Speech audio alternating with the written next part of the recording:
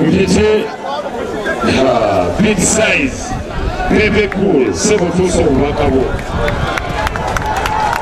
Assalamu alaikum wa rahmatullahi wa barakatuh. Wa alaikum salam. Omukungubazi omukulu, abakulu b'amadiini, abakungubazi bannange,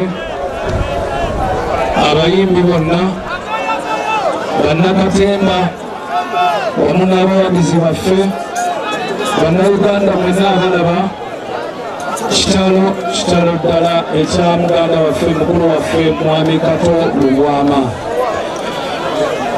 Njagala okutuusa okusaasira kwange wamu ne famire yange eri famire ya Kato Lubwama, era nga nsaba Allah abagumye nga n'olunaku lwaleero bwe tulumala saba Allah sigale nga bakutteko ekkubo muganda waffe lyakutte lyerimu lye tugenda okukwata, si kipya ate tekigenda kuba kikadde, otusooseeyo busoosi era tujja Kato wumula mirembe.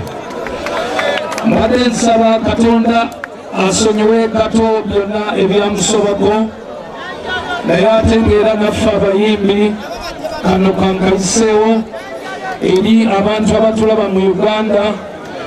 Ebadde emphasis ya Kato okufuba ennyo okulaga Uganda nti abayimbi tebali disorganized, abayimbi bantu balamu, bannakatemba bantu balungi, era kyekifaananyi Kato kyeyasemba okutubwa ng'azze ku federation empya. So n'olwekyo olunaku lwaleero akaama ako tusaba mwenna abawuliriza abalaba mu Uganda tusigale nga byonna ebyatusobako ng'abayimbi bitusonyiyibwa, naye tuweebwe omukisa okuba awamu. N'olwekyo muganda wange Kato, Mukama akuwummuze